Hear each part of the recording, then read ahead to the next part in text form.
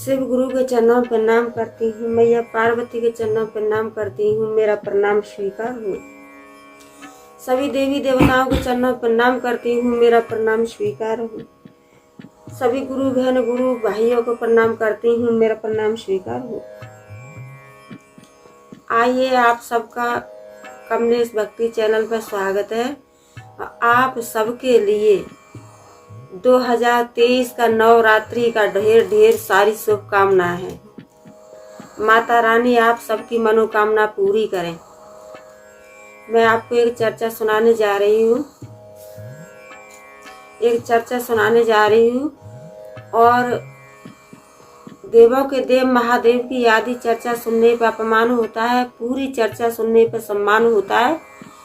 इसीलिए पूरी चर्चा सुनना चाहिए, अधूरी चर्चा नहीं सुनना चाहिए, ध्यान देना चाहिए। और शंकर भगवान की कथा सुनने से इंसान के अंदर ज्ञान बढ़ता है, बुद्धि आती है, थोड़ा घर में सुख शांति, घर के सारे कष्ट दूर होते हैं। इसीलिए कथा पूरी सुनना चाहिए। और मेरे चैनल को सब्सक्राइब कीजिए, घंटी का भी बटन प्रेस कीजिए। मैं आपको एक चर्चा सुनाने जा रही हूँ। 4 भाई थे, तो 3 भाई थे वो पैसा वाले थे, एक भाई थे वो बेचारे गरीब थे। तो वो अपना छोटी मोटी नौकरी करते थे, झाड़ी मजदूरी, वही छोटी मोटी नौकरी करते थे। और 3 भाई थे वो खूब पैसा वाले थे, उनके पास कोई भी चीज का कमी नहीं था। तो वो एक बार क्या हुआ, समय कोई नहीं पहचानता, एक बार क्या हुआ कि जो छोटे वाले भाई जो भाई थे, मजदूर भाई थे, तो उनका अचानक से तबीयत खराब हो गया। तो आप सब कोई जानते हैं, गुरु बहन गुरु भाई के जो रोज दिहाड़ी मजदूरी बेचारा करने वाला, उसके पास पैसा कहाँ से आए? वो तो उसी से अपना कमाता है और अपना गृहस्थ चलाता है, बच्चों का पेट भरता है। तो वो बेचारे, उनके साथ यही होता था।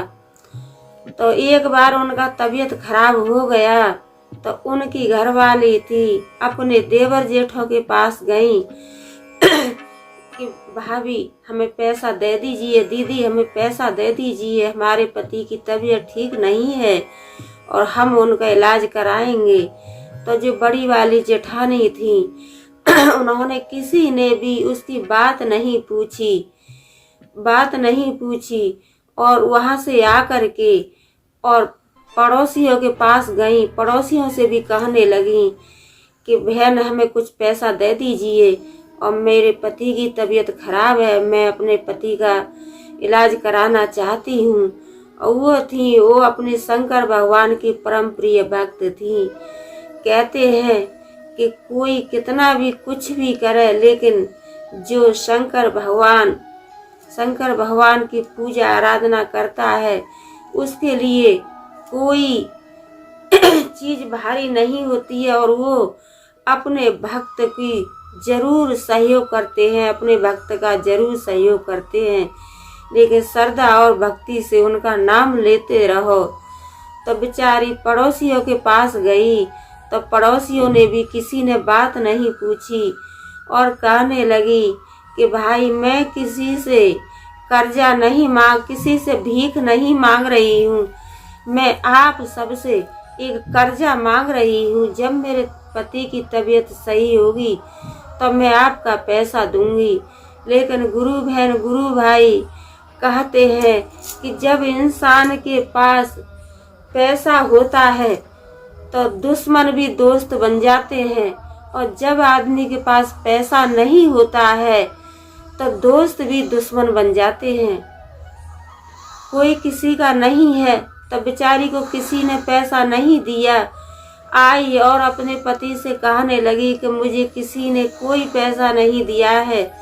तो उनके पति कहने लगे कि यहाँ से किसी ने पैसा आपको नहीं दिया है और आप अपने माता पिता के पास जाइए, मत आपके माता पिता को आपकी कुछ ममता कुछ आपके ऊपर दया हो जाए।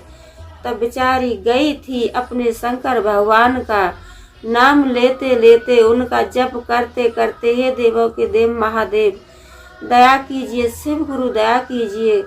अपना पहुंची पिता के पास। तब बाहर में पिताजी बैठे थे। तो पिताजी बैठे थे तो पिताजी ने बेटी को देखा। तब पिताजी भी समझ गए और पिताजी से कहने लगी कि पिताजी, मेरे 4 दिन से मेरे बच्चे भूखे हैं और मेरे पति की भी तबीयत खराब है, मुझे कुछ पैसा चाहिए, कुछ पैसा दे दीजिए। तो पिताजी थे, उन्होंने जवाब दिया कि बेटी, माता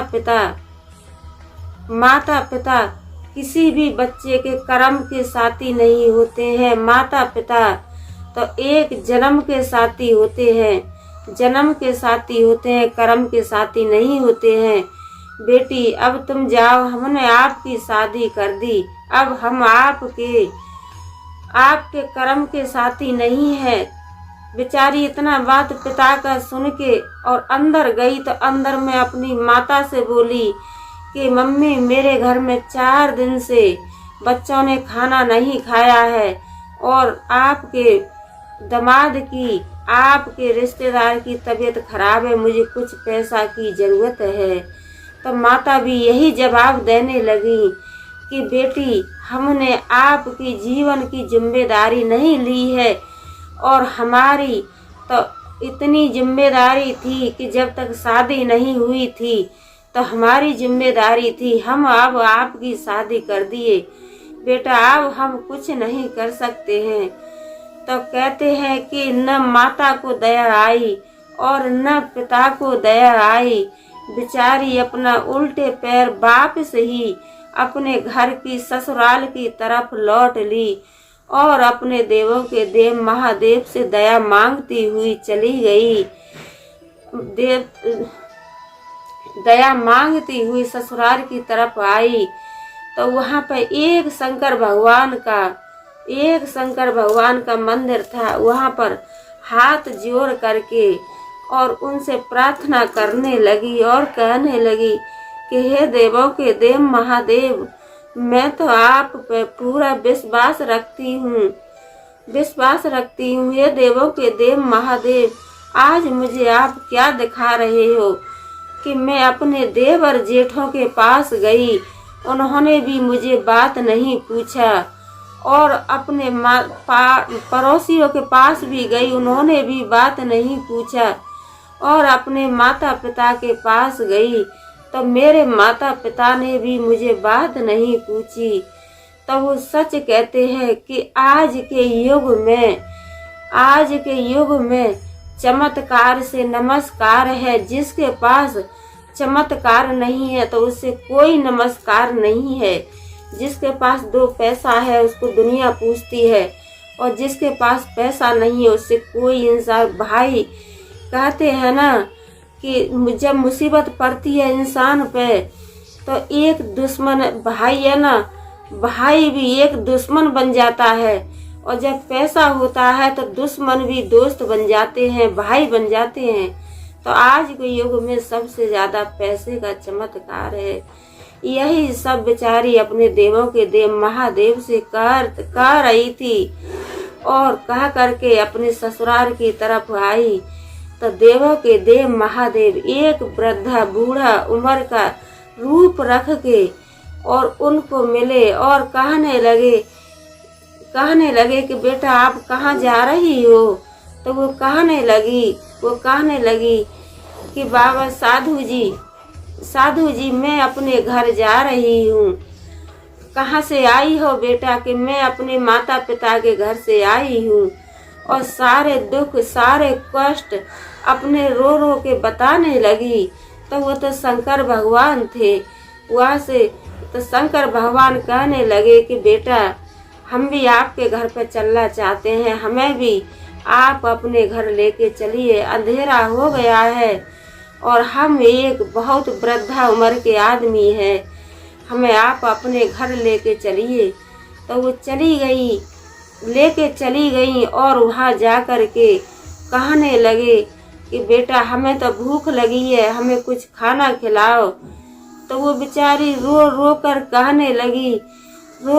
कहने लगी कि साधु जी, मेरे पति की तबीयत खराब है और 4 दिन से मेरे घर में खाना नहीं बना है और मैं अपने देवर जेठों से भी पैसा मांगी हूँ और पड़ोसियों से भी मांगी और अपने माता पिताओं से भी मांगी, लेकिन मुझे किसी ने कुछ नहीं दिया है।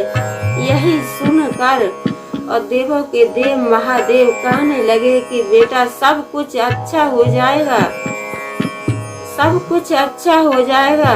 तो अंधेरा हो गया तो देवों के देव महादेव कहने लगे, लड़की कहने लगी कि बाबा मेरे पास कुछ नहीं है, साधु जी आप मेरे घर में पानी पी लीजिए। तो पानी पिया उन्होंने और कहने लगे साधु जी कि आज हम रात आपके घर पे ही रुकेंगे। तो वो कहने लगी कि हाँ साधु जी आप जो मेरे घर रुक जाइए और मुझे कोई वो नहीं है, लेकिन मेरे पास कुछ खाने के लिए नहीं है।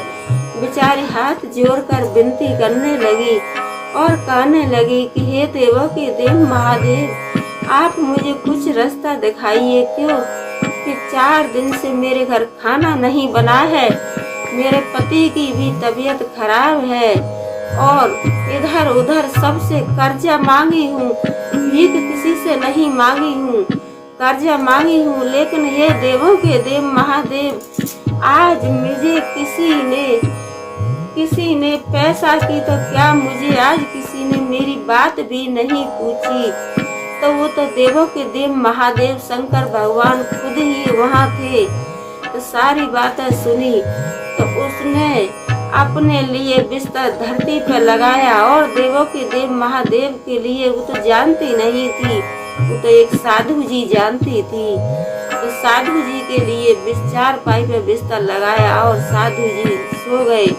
अपने बच्चों को लेके जमीन पर सो गई।